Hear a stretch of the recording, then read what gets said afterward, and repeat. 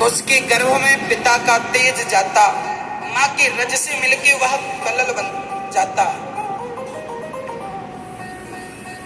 10 दिन में बच्चा बेर की तरह होता है, 1 माह में बच्चे का सिर बनता है। दूसरे माह में जब स्त्री गर्भवती होती है, ये तब का मेडिकल साइंस है। स्त्री जब गर्भवती होती है तो जब गर्भ का दूसरा महीना स्टार्ट होता है तो आपके बच्चे के हाथ पांव निकलने स्टार्ट हो जाते हैं। और जब तीसरा महीना चालू हो जाता गर्भवती स्त्री का, तो तीसरे महीने योनि बनती है कि ये लड़का है कि लड़की है। इसलिए गर्भ परीक्षण लड़का है कि लड़की है, लिंग परीक्षण तीसरे महीने में होता था। अब तो सरकार ने बंद कर दिया, पर जब होता था किस महीने में होता था? बोलो। तीसरे महीने में। साइंस को, मेडिकल साइंस को ये बात अभी पता चली है, ज्यादा से ज्यादा इस बात को 20 साल हुआ है। ये टेक्नोलॉजी बहुत पुरानी नहीं है, मैं आपको बता दूं। स्त्री के पेट में बेटा है कि बेटी आजकल पता लगा लेते हैं डॉक्टर लोग, पर ये टेक्नोलॉजी कितनी पुरानी है? भारत में इस टेक्नोलॉजी को आए ज्यादा से ज्यादा 20 साल हुआ। हाँ या ना? और 40 साल ले लो, चलो अमेरिका जापान में और पहले आ गई होगी, तो चलो मैं 50 साल का 100 साल पहले आई, चलो आई नहीं है पर फिर भी मैं आपको हिसाब रखता हूं 100 साल पहले यदि ये टेक्नोलॉजी आई। पर सुनना, तीसरे महीने ही स्त्री का गर्भ परीक्षण होता है कि लड़का है कि लड़की। क्यों? क्योंकि तीसरे महीने में उसका लिंग तैयार होता है, स्त्री और पुरुष का छिद्र तैयार होता है। सोचो, ये बात डॉक्टरों को अभी पता लगी। हमारे वेद पुराण में ये बात हजारों साल पहले कपिल भगवान ने माता देवहूति को बता दी कि तीसरे महीने में वो स्त्री है कि पुरुष है, ये तैयारी होती है तीसरे महीने में। ये बात हजारों साल पहले ये भागवत में लिखा है, ये पूरा मेडिकल साइंस लिखा पड़ा है। तीसरे महीने क्या बनता है? चौथे महीने में, चौथा महीना होते ही बच्चे के शरीर पुष्ट होने लगता है। 5वां महीना लगते ही बच्चे को भूख और प्यास लगने लगती है। इसलिए बच्चा 5वें महीने पर माँ को लात मारता है। पेट में ऐसा माँ को एहसास होता है कि लात मार रहा, वो भूख से कभी छटपटाता है, यहाँ वहां जाता है। 6वां महीना होते ही उस बच्चे को अपने पूर्व जन्मों का हिसाब पता चलने लगता। मैंने क्या पाप किया था, क्या पुण्य किया था, किसके कारण मनुष्य बन के जा रहा हूँ। 7वां महीना लगते ही उसको पूर्व जन्म की शक्ति, पूर्व जन्म का स्मरण होने लगता है। और 8वां महीना लगते ही वह भगवान की स्तुति करने लगता है कि प्रभु हम जल्दी से बाहर कर दो, हमें बड़ा कष्ट है। इतने से माँ के गर्भ में इतना बालक ऐसे हाथ पांव सिकोड़ कर पड़ा रहता है 9 महीने तक। बताओ कितना दर्द होता होगा। आपको 1 घंटा के लिए उल्टा लटका दिया जाए, हालत खराब हो जाती है। और माँ के पेट में 9 महीने तक उल्टा लटके रहे।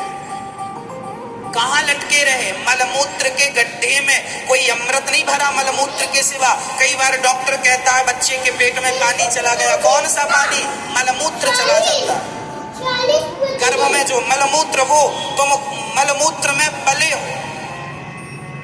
हाँ, मलमूत्र के गड्ढे में रहे हो, और आज यहाँ बड़ी बड़ी बातें बता रहे हो। भूल गए अपने दिन।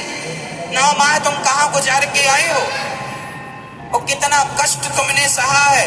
गोस्वामी तुलसीदास जी लिख रहे हैं, जन्मत मरत दुसह दुख होई। जन्म लेने के समय और मृत्यु के समय बड़ा कष्ट होता, लेकिन आदमी सब भूल जाता।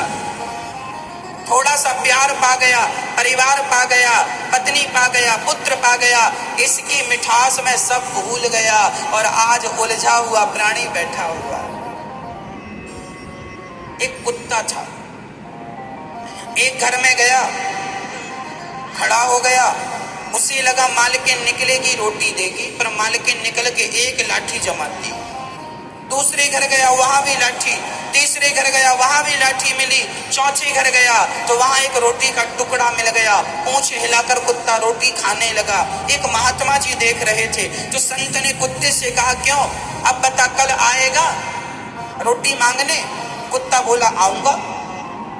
संत बोले तीन घर में तुझे डंडे पड़े, लाठियां पड़ी भूल गया। कुत्ता बोला तीन घर में लाठी पड़ी तो क्या हुआ, चौथे घर में रोटी भी तो मिली। चौथे घर का टुकड़ा पाकर वह तीन घर की लाठियां भूल गया। उसी प्रकार भगवान भी पेट में, माँ के पेट में बहुत कोड़े पड़ते हैं। इसलिए जब बच्चा पैदा होता है ना, तो देखा होगा बच्चे की पीठ पर पीछे नील पड़ा होता। हाँ या ना कहो जी। नवजात बच्चे को देखना, उसकी पीठ बिल्कुल नील, ऐसा लगता कोई बहुत मारा हो इसे। और सच्ची पिटाई पड़ती है, भगवान के कोड़े पड़ते हैं, खूब पिटाई लगती है। जा रहा है, भूल मत जाना हमें, खूब भगवान से, भगवान नहीं भूलेंगे आपको, खूब याद रखेंगे, दिन रात आपका ही चिंतन करेंगे। लेकिन कुत्ते की तरह हालत है, तीन घर की लाठियां इसलिए भूल गया, चौथे घर में रोटी का टुकड़ा क्या मिल गया, तुम्हें पत्नी पुत्र का जरा सा प्यार क्या मिल गया, वो माँ के पेट की सारी पीड़ा तुम भूल गए, जन्म लेने का वो सारा दर्द भूल गए, क्योंकि जरा सा प्यार क्या मिल गया। इसलिए कहता हूं ये संसार का प्यार यही माया है, ये सबको उलझा के रखा है, सब उलझे पड़े हैं। कितना भी समझा दो, कितना भी बता दो, पर लोग चलते अपने ही ढंग से।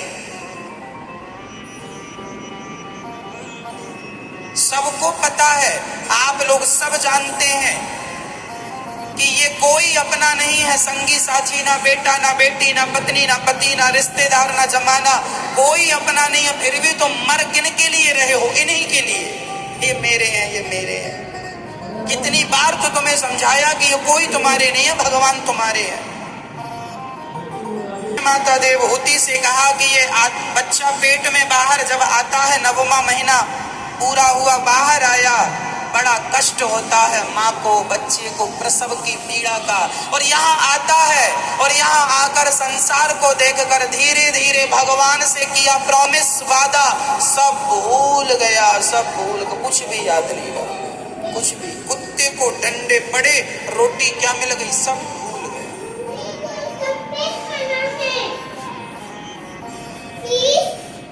आप लोगों को कुछ याद है कि माँ के पेट में कितने डंडे पड़े थे? नहीं याद है।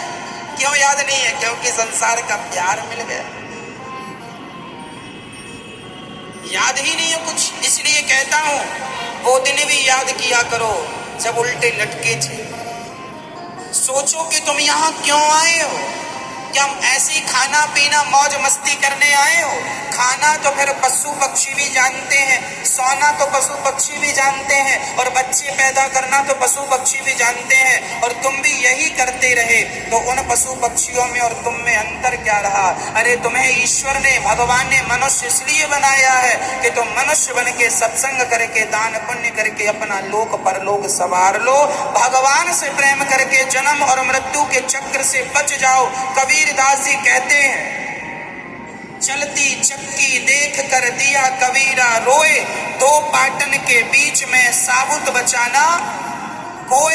ये चक्की जो चल रही है, कौन सी चक्की? जन्म और मृत्यु की चक्की चल रही है। इसमें ना तुम बचोगे ना हम बचेंगे, बार बार हम मर जाते हैं, बार बार जन्म, पुनरपि जननम पुनरपि मरणम पुनरपि जननी जठरे शयनम। इसलिए भज गोविंदम गोविंदम भज मूढ़ मते।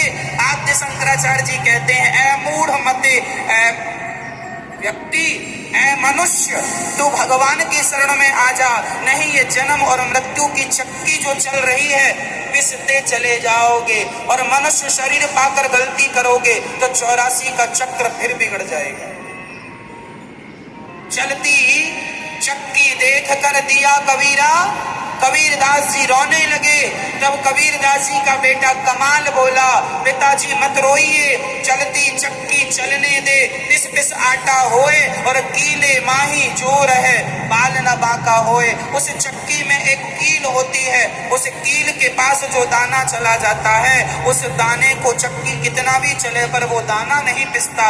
उसी प्रकार संसार कितना भी हमें और आपको पीस ले, लेकिन जो भगवान की शरण में चला गया वह जन्म जन्म और मृत्यु के चक्कर से बच जाएगा और भगवान का हो जाएगा। अपना कल्याण करना चाहते हो तो भगवान का आश्रय ले लो। सब्सक्राइब करें।